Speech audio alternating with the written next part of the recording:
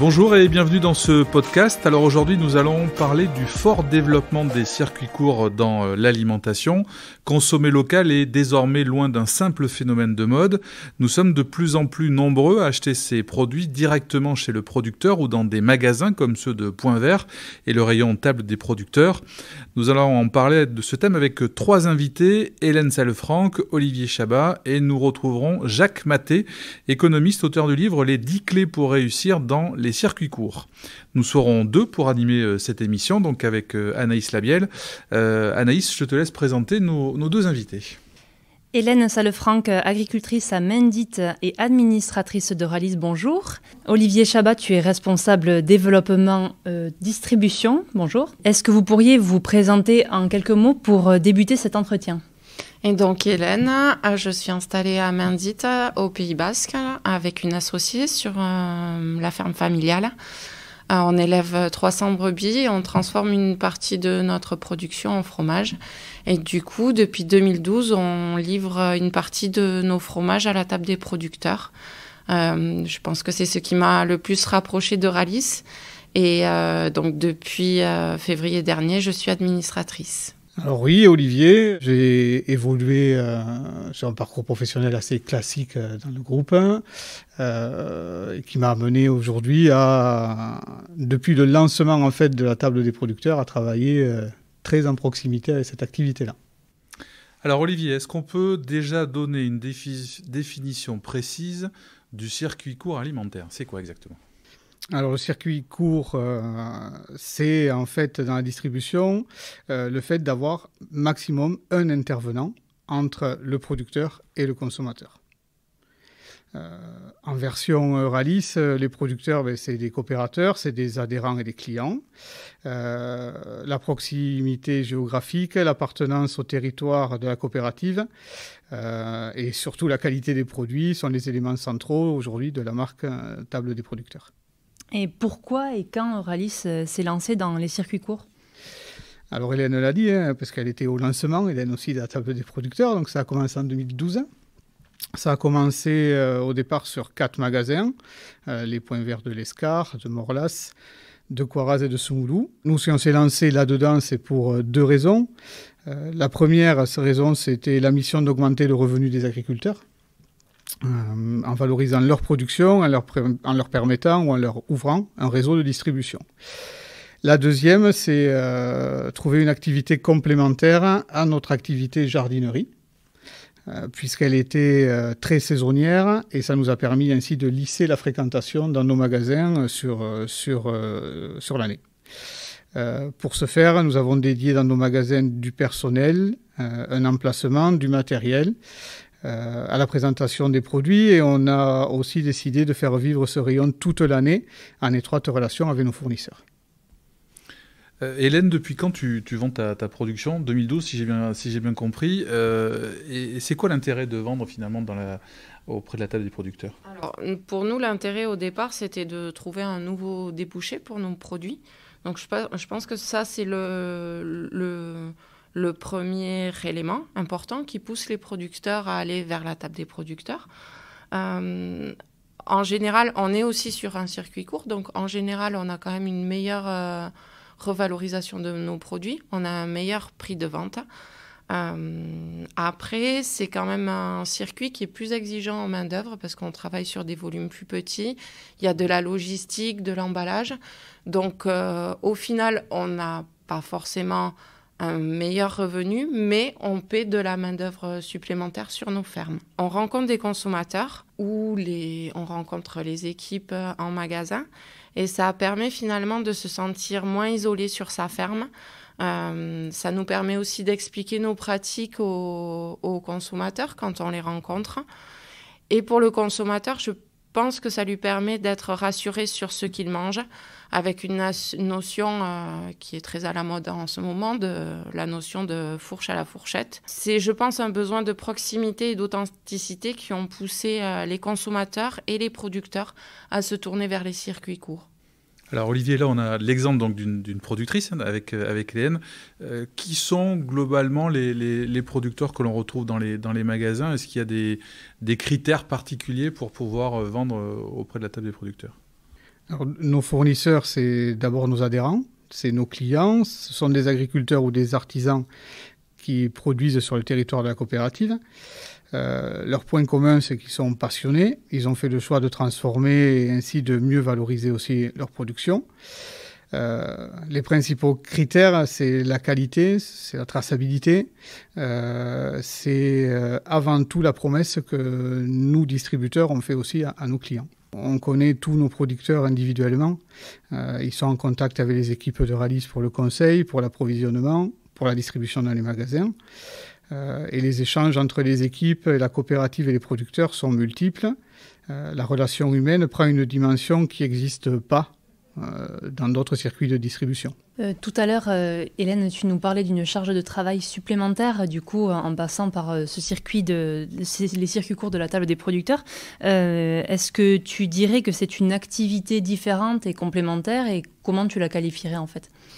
Alors, c'est vraiment un métier différent. Déjà, quand on part sur de la transformation, il faut acquérir les techniques de fabrication qui sont complètement différentes. Dans mon cas, de vendre du lait et transformer, c'est complètement différent. Ensuite, on apprend aussi à commercialiser son produit. Chacun doit choisir son mode de commercialisation en fonction de sa situation géographique, parce que quand on est loin des bassins de production, c'est plus compliqué de faire de la vente directe. Donc, dans ce cas-là, le circuit court est bien adapté. Il faut aussi tenir compte de la main-d'œuvre disponible sur la ferme. Le grossiste prend beaucoup moins de temps, mais on a moins de valorisation. La vente directe prend énormément de temps, vraiment. Et du coup, le circuit court se trouve entre les deux.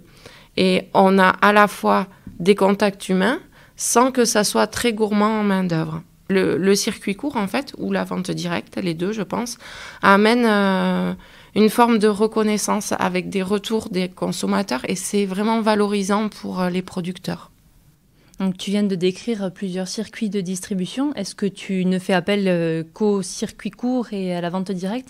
Non, nous, on travaille aussi avec des grossistes, justement pour gérer le temps passé.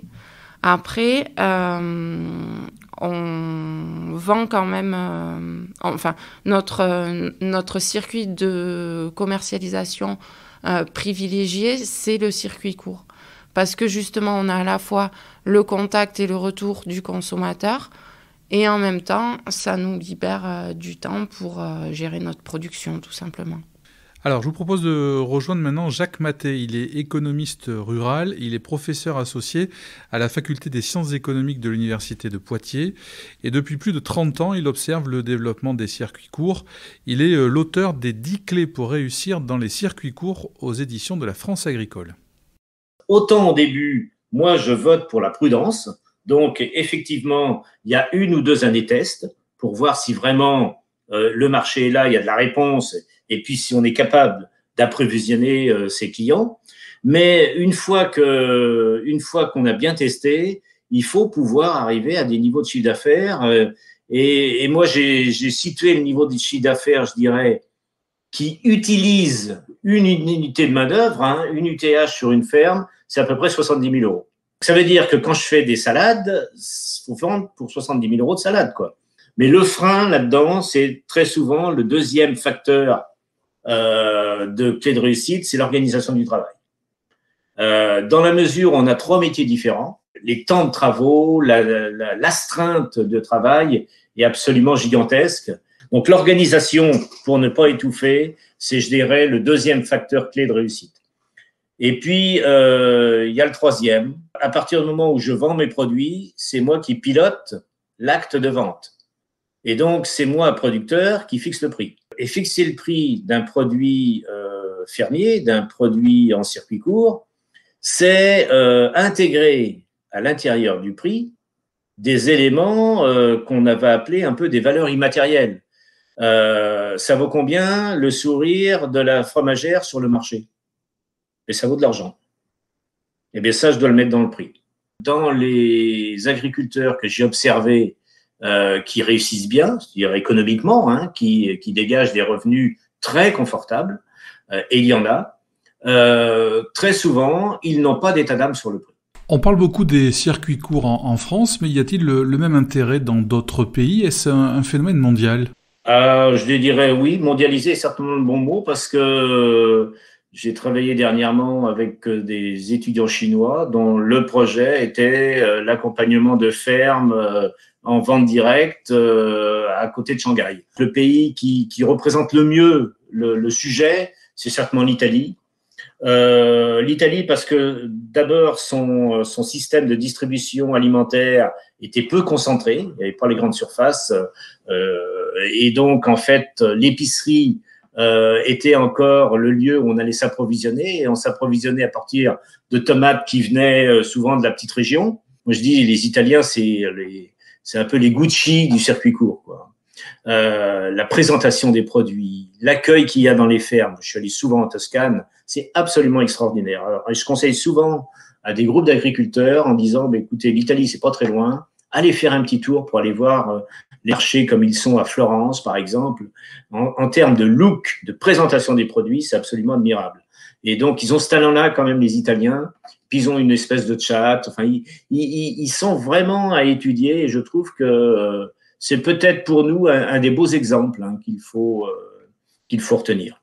Peut-on encore développer l'activité des circuits courts chez les producteurs ou est-on arrivé à maturité sur ce marché selon vous? Tel qu'il en est actuellement, la demande est dynamique, elle est très largement supérieure à l'offre et ça va rester encore très longtemps. Moi, j'ai fait des horizons 2030-2035, on travaille à 10-15 ans. Et je ne vois pas de signaux qui me disent qu'on puisse densifier l'offre. Alors, pour plusieurs raisons. D'abord, c'est que ce que j'ai décrit, c'est quand même si c'est alléchant de l'extérieur, le niveau de contrainte, le niveau de pression du travail est phénoménal. Donc ça va quand même user les troupes. En ce moment, on considère à peu près les circuits courts représentent 6 à 7% de notre consommation alimentaire. Si ça double, c'est-à-dire 15%, ça sera déjà phénoménal. Si ça va à 20%, ce sera peut-être le maximum. Ça veut dire qu'il y aura 80% encore de notre système alimentaire qui sera apporté par le modèle classique que l'on a, c'est-à-dire de la restauration de différents niveaux et puis les grands commerces traditionnels alimentaires, en fait. On n'aura pas une explosion de l'offre. Et donc, il y a de la place pour tout le monde. J'ai vu des centaines de producteurs en circuit court depuis 15-20 ans. J'ai pas de mes souvenirs d'avoir entendu quelqu'un avoir une critique sur son métier. Je n'ai vu que des gens satisfaits. Et pourtant, ils en arrachent. Donc ça, c'est quand même extrêmement positif. C'est-à-dire qu'il y a presque un espèce d'élément qui porte les producteurs, un élément supérieur, je dirais, au fait. Et il y a une fierté de faire ce qu'ils font. Je pense que le fait qu'ils aillent au bout de la démarche leur donne un niveau de satisfaction qui dépasse tous les niveaux d'astreinte et de contraintes que j'ai décrits dans le métier. Et ça, moi, je trouve ça assez extraordinaire. J'ai rarement entendu des gens se plaindre et jamais. J'ai pas de... Donc, je pense qu'il faut retenir ça. Peut-être que pour vivre heureux, il faut faire des circuits courts. Olivier, est-ce que, de ton point de vue, il y a eu une évolution de la demande des consommateurs depuis 2012, depuis l'installation d'Euralis vraiment dans les circuits courts? On est passé de 4 magasins en 2012 à 38 depuis la semaine passée, 38 corners, je précise. Si on a développé ainsi un aussi grand nombre de corners, c'est parce qu'on avait avant tout une réelle demande et une réelle attente des consommateurs. Ce qu'on constate, c'est un retour sur des valeurs sûres, de qualité, de proximité, de conseil. Un attachement au bassin de production et aux productions locales. Cependant, même si ces critères sont importants, le consommateur est rassuré quand il trouve en un seul et même lieu l'ensemble de ses besoins. Et si on s'intéresse un peu au profil de l'acheteur, tu le qualifierais comment? Il est plutôt urbain, rural, il est jeune, un peu moins jeune? Alors la crise Covid nous a aidé à rajeunir un peu notre population dans les corners, dans les points verts en général, mais grâce aux corners en particulier. Ils sont plus exigeants aussi, ils prennent le temps de questionner, de se renseigner avant de consommer. Ils sont rassurés par l'accueil des services qui sont proposés en magasin, mais aussi par, voilà, je le disais, la production locale et la possibilité d'associer le producteur au produit. L'implantation chez Euralis des points verts, elle est plutôt rurale, urbaine, et on détient en fait peu de magasins en zone urbaine. Cependant, les corners, la table des producteurs présents dans ces magasins urbains sont particulièrement appréciés. Donc, moi, j'en tire comme conclusion qu'ils apportent sans doute un peu de campagne à la ville et qu'ils ramènent des valeurs d'authenticité, de proximité, de partage qui sont encore quand même très présentes dans le monde rural. Jacques Mathé, dans l'interview, parlait de fierté des agriculteurs. C'est quelque chose que tu ressens, justement, fierté de parler de ton produit? Oui, beaucoup plus qu'avant, en fait. C'est vraiment la dimension à laquelle je ne m'attendais pas en commençant à livrer à la table des producteurs. Et c'est vraiment c'est valorisant personnellement, vraiment. À travers la table des producteurs, la coopérative permet de mettre en lien les producteurs et les consommateurs. Et même si Euralis est une coopérative engagée à l'international, ça reste une coopérative qui est profondément enracinée dans le sud-ouest parce qu'elle y a tous ses adhérents, la grande majorité de ses salariés, et que du coup, elle est complètement dans son rôle en fait quand elle contribue à créer ce lien entre producteurs et consommateurs. Olivier, si on place notre discussion dans le contexte actuel, est-ce que tu dirais qu'on a assisté à un effet Covid et si oui, dans quelle mesure? Alors notre activité table des producteurs, elle était déjà fortement en croissance avant le Covid, en fait, puisqu'on était sur des progressions importantes dues aussi au déploiement des nouveaux corners et au fait qu'on ait densifié notre réseau.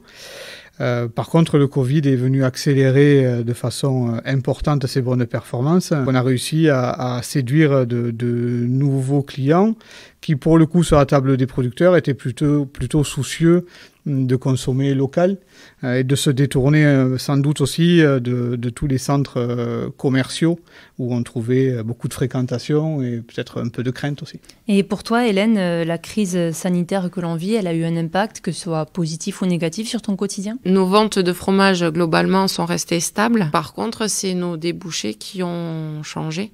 Et c'est vrai que la table des producteurs est venue compenser les autres clients qui patinaient un peu, notamment lors du premier confinement.